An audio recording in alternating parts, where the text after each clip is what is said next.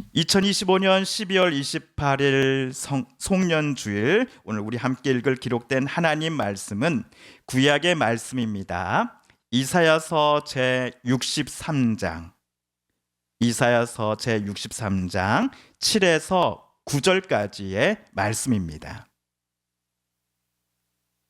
구약 성경 1044쪽경에 있습니다.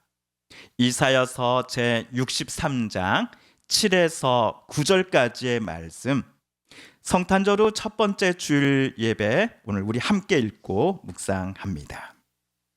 내가 여호와께서 우리에게 베푸신 모든 자비와 그의 찬송을 말하며 그의 사랑을 따라 그의 많은 자비를 따라 이스라엘 집에 베푸신 큰 은총을 말하리라. 그가 말씀하시되 그들은 실로 나의 백성이요 거짓을 행하지 아니하는 자녀라 하시고 그들의 구원자가 되사 그들의 모든 환난에 동참하사 자기 앞에 사자로 하여금 그들을 구원하시며 그의 사랑과 그의 자비로 그들을 구원하시고 옛적 모든 날에 그들을 드시며 안으셨으나. 아멘. 오늘 주일 아침 저와 여러분이 봉독한 이사야라고 하는 책은 구약 성경 총 39권 중 23번째로 나오는 책입니다. 분량은 총 66장이지요. 66장의 이사야서는 그 내용과 시대적 배경에 따라 크게 제1 이사야, 제2 이사야, 제3 이사야 이렇게 세 부분으로 나눌 수 있습니다. 제1 이사야는 1에서 39장까지입니다. 아수르 제국이 북이스라엘과 남유다를 위협하던 시대를 다룹니다. 제2 이사야는 40에서 55장까지입니다. 남유다 왕국이 바벨론에 의해 멸망당하고 수많은 유대인 포로민들이 바벨론의 포로로 잡혀가 있던 포로기 시대를 다룹니다. 마지막으로 제3 이사야는 56에서 66장까지입니다. 포로에서 돌아온 후 예루살렘을 재건하던 포로기 이후 시대를 다룹니다. 그렇다면 오늘 주일 저와 여러분이 방금 봉독한 이사야서 63장은 1, 2, 3 이사야 중에서 제3 이사야서에 속한 본문입니다. 바벨론의 포로로 붙잡혀갔던 유대인들은 주전 537년경 그리운 고향 땅으로 되돌아오게 됩니다. 당시 페르시아의 왕 고레스는 바벨론에 의해 포로로 붙잡혀온 전 세계 모든 민족들이 자기네 고향 땅으로 되돌아가는 것을 허락해 주었습니다. 또한 되돌아가고 싶지 않다고 희망하는 자들이 있다면 그들의 의견도 수용해 주었습니다. 당시는 바벨론의 포로로 붙잡혀와 살게 된 지 70년째가 되는 해였습니다. 그래서 포로 유대인들 중에는 바벨론에서 이미 사업과 일터에 안정적인 기반을 잡고 있었던 이들이 꽤 있었습니다. 실제로 고레스 칙령으로 귀환한 인원보다 바벨론에 그냥 남기를 선택한 인원이 더 많았다고 합니다. 디아스포라 유대인이라는 표현을 들어보셨을 텐데요. 고향 땅으로 되돌아가지 않고 바벨론에 그대로 남기로 했던 유대인들이 디아스포라 유대인의 기원이 됩니다. 바벨론에서 예루살렘까지의 직선 거리는 약 800km입니다. 그런데 이 험난한 사막을 가로지를 수 없었기에 귀환민들은 강을 따라 북상하는 우회로를 이용해야만 했습니다. 그러니 실제 거리는 약 1400에서 1500km로 늘어나게 됩니다. 인천공항에서 여러분 타이완의 타이베이까지 비행기로만 1480km 정도 된다고 합니다. 반면 당시 귀환민들은 이 거리를 오로지 도보로만 이동해야 했습니다. 설상가상으로 그들이 걸어야 하는 길은 흙길 또 돌밭이었습니다. 강을 건너야 했고 산맥을 넘어야 하는 구간도 많았습니다. 귀한 그룹에는 노약자와 어린아이들까지 포함되어 있었을 것입니다. 그래서 이들은 하루에 15km 이상을 더 걷지는 못했을 것 같습니다.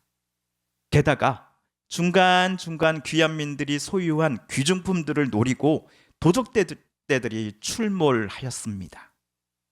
이들은 귀한민들의 재물뿐만 아니라 그들의 생명도 위협했을 것입니다. 단순 계산해 보면 1500km 나누기 하루에 15km를 하면 100일이 나옵니다. 성경에 따르면 에스라의 유대인 제2차 포로 귀환팀은 성인 남성기 중 약 1500명이었는데요. 이들은 바벨론에서 출발하여 예루살렘에 도착하기까지 정확하게 120일이 소요되었다라고 하는 성경의 기록이 있습니다. 대략적으로 설명드렸습니다만 유대인들의 이 귀향길은 목숨을 건 여정이었다고 해도 과언이 아닐 것입니다. 이들 귀환민들 중 대부분은 태어난 곳이 예루살렘이 아니라 바벨론이었던 유대인들이었습니다. 그럼에도 이들이 죽음을 무릅쓰고 자기 부모의 고향인 예루살렘으로 되돌아가려고 했던 이유는 부모님으로부터 물려받은 하나님이 주신 언약에 대한 기억 때문이었을 것입니다. 바벨론에서 태어난 유대인 이민자 2세대, 3세대들은 자기 부모님으로부터 너는 이 땅에서 태어났지만 너는 하나님의 언약 백성이다라는 가르침을 계속해서 들었을 것입니다. 언약의 핵심은 나는 하나님이 되고 너희는 내 백성이 되리라입니다. 이는 출애굽 당시 이스라엘 백성들과 하나님께서 맺으셨던 시내산 계약의 핵심이기도 합니다.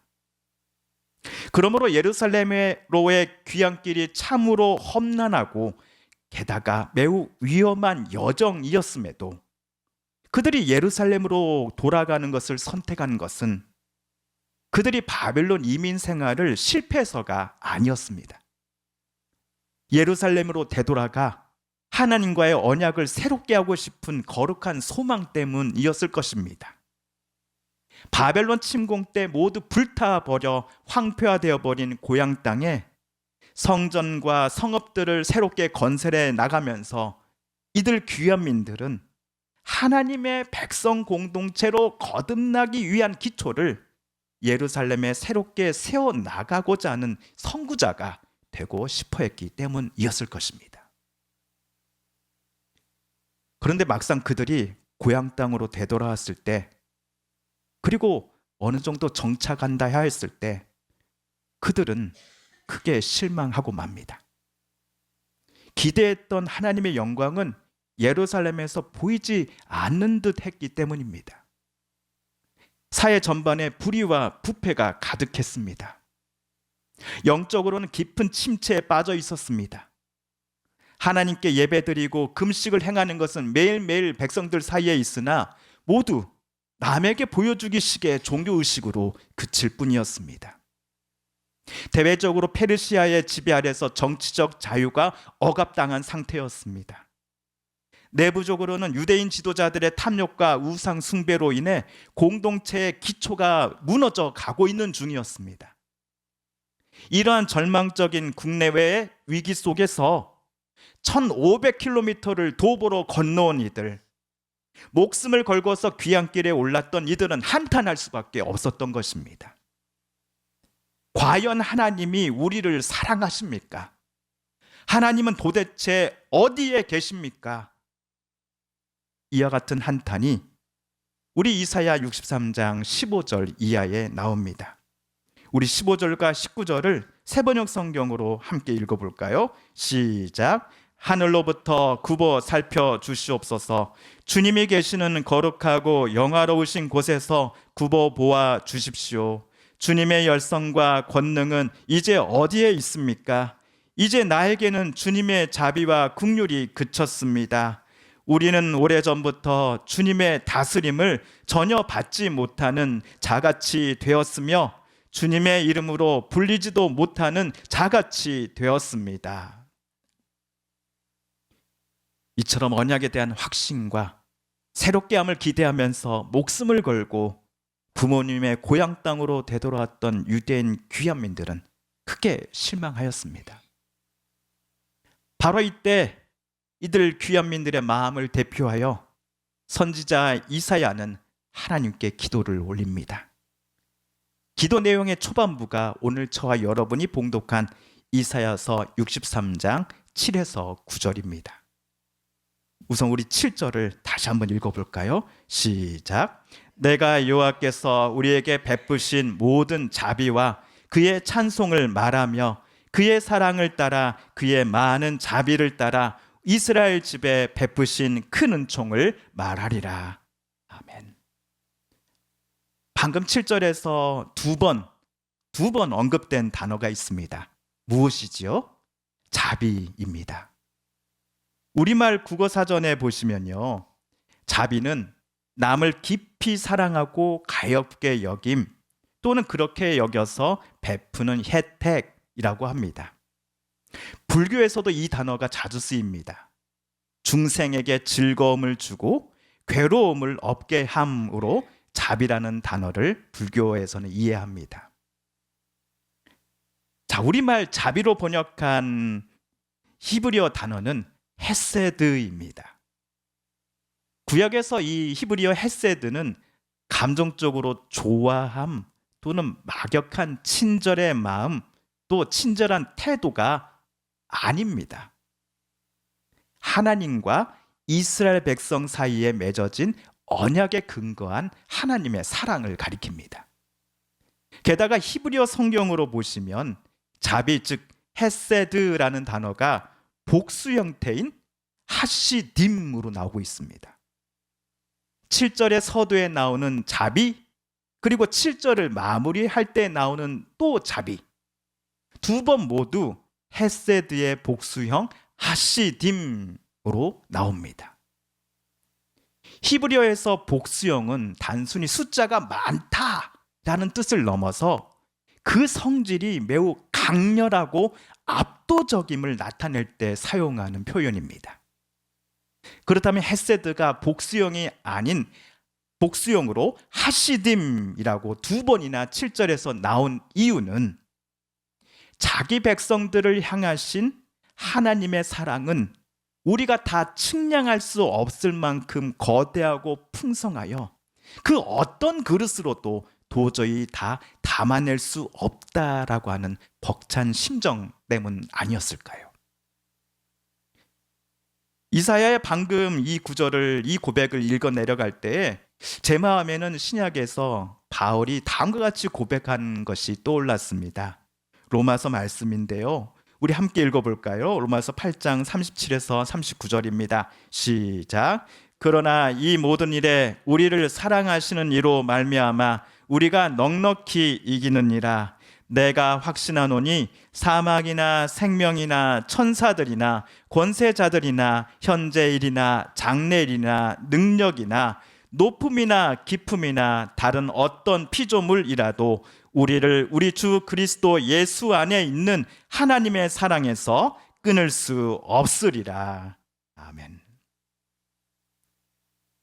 언약에 근거하여 하나님께서 자기 백성들에게 베푸시는 이 하나님의 사랑이 바로 헤세드입니다.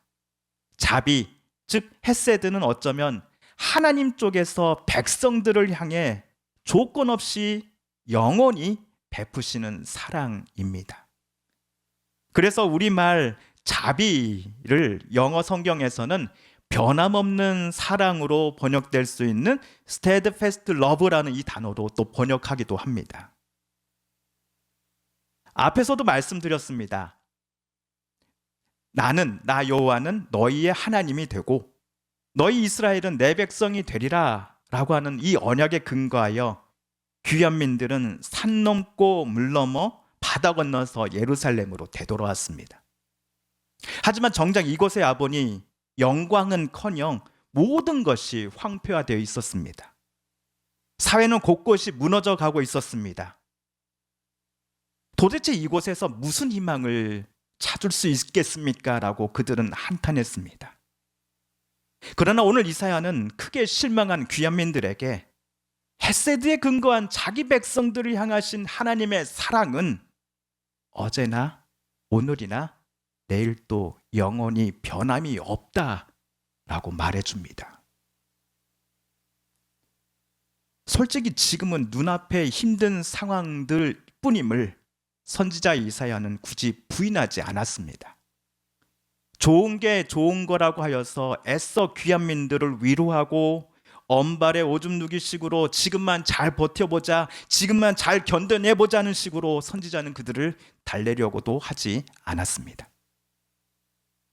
현실을 모두가 회피하지 말고 똑바로 바라보되 이 어려움의 상황들 속에서 진정 우리 모두가 헤세드의 하나님을 의지할 것을 선지자 이사야는 백성들에게 외쳤습니다.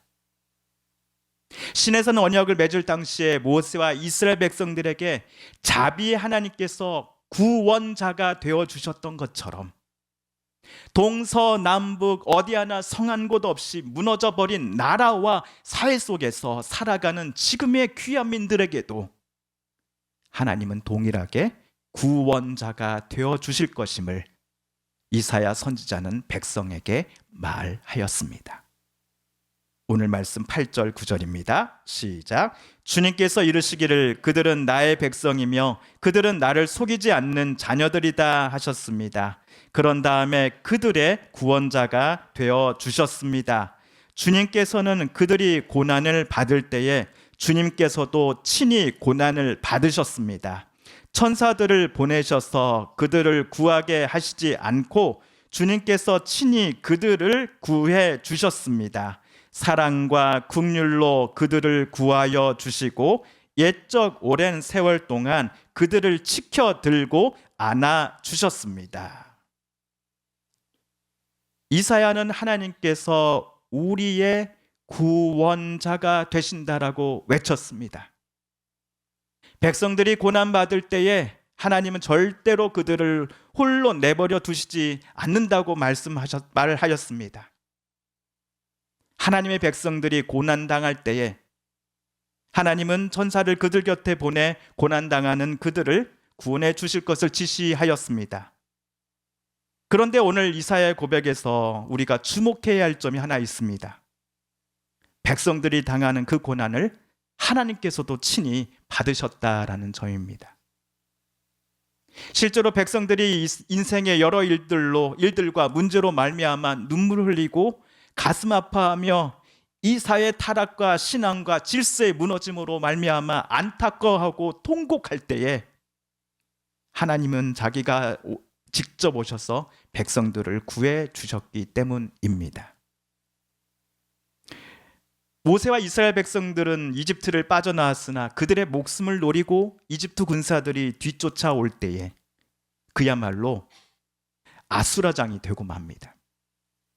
앞은 홍해요, 뒤는 마차를 끌고 칼과 창을 든 군사들이었습니다. 그런데 이때 이스라엘 진 앞에 가던 하나님의 사자가 그들의 뒤로 옮겨갑니다. 그리고 여호와 하나님께서 불과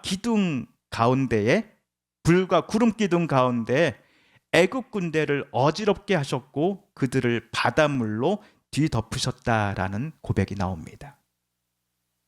이집트 군사들이 이스라엘 백성들의 생명을 앗아가려고 할 때에 하나님은 친히 그곳에 오셔서 이스라엘의 구원자가 되어 주셨던 것입니다. 그런데 하나님께서 구원자가 되어 주심은 꼭 단체나 공동체에게만 해당되는 것은 아닙니다. 한 사람 한 사람을 하나님이 만나 주시어 그들에게도 하나님은 구원자가 되어 주셨기 때문입니다. 창세기에서 여주인 사레를 피해 집에서 쫓겨나 광야로 아들과 함께 도망쳤던 여종 하갈을 여러분 기억하시지요? 이 하갈이 광야에서 여호와의 사자를 만나고는 이렇게 말합니다. 하갈이 자기에게 이르신 여호와의 이름을 나를 살피시는 하나님이라 하였으니 이는 내가 어떻게 여기서 나를 살피시는 하나님을 배웠는고 함이라.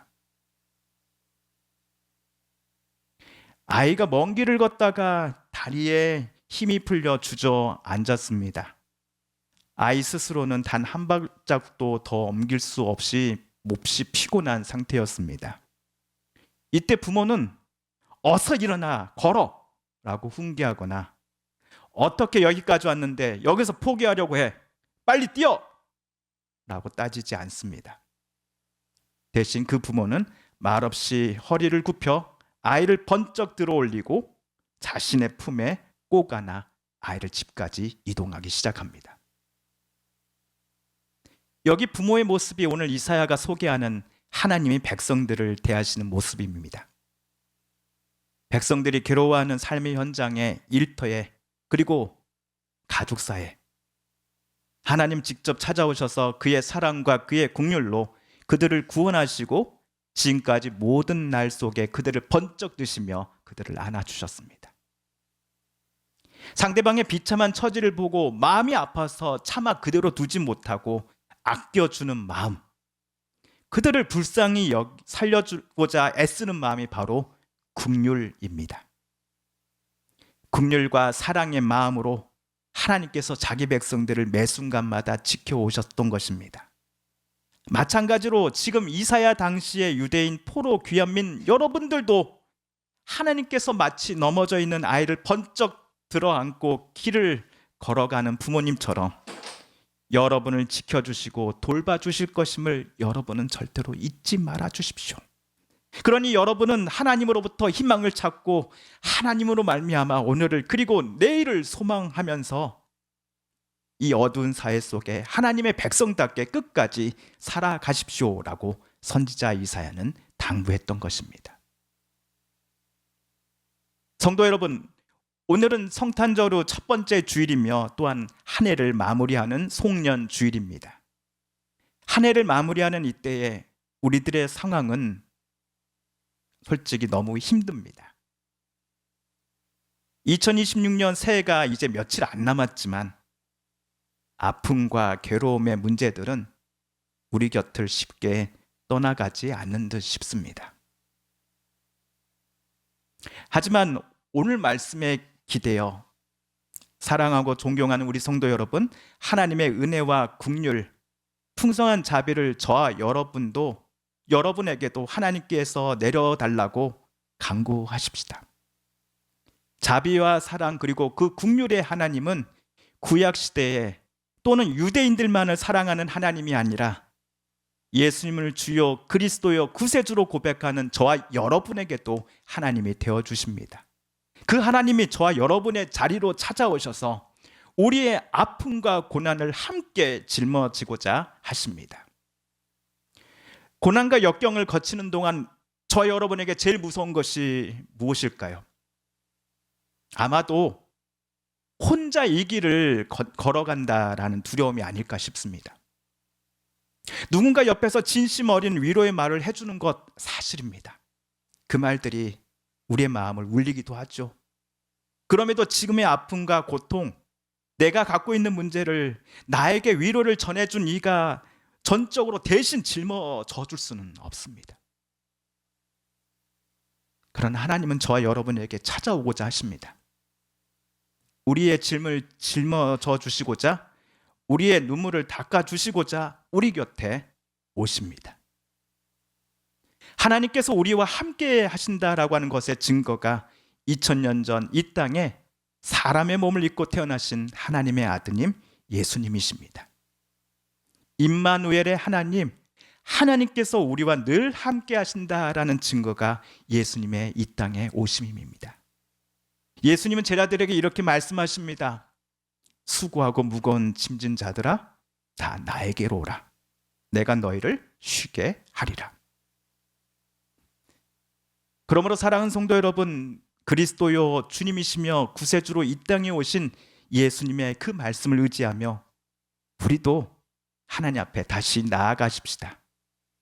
지금의 어려움과 역경들을 우리 그저 아무렇지도 않은 척 모른 척 넘어가지 않겠습니다.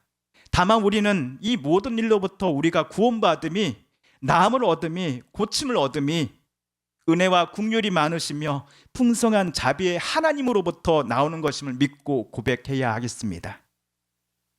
그러니 우리는 한 해를 마무리하면서 이렇게 기도해야 합니다. 하나님, 우리가 살고자 하오니 당신의 긍휼과 자비를 우리에게 다시금 내려주십시오. 새해를 기다리면서 저와 여러분은 이렇게 간청해야 합니다. 내년에도 우리 살아갈 수 있는 힘과 용기, 그리고 하나님의 크신 은혜를 제발 하나님 내려주십시오 라고 말입니다. 우리 함께 기도하겠습니다. TV CF, 라디오 CM, 선거 홍보 영상, 기업 홍보 및 기록 영화를 전문으로 기획, 촬영하여 제작하는 산여울 기획은 1등 제품을 2등 가격으로 공급합니다. 산여울 기획.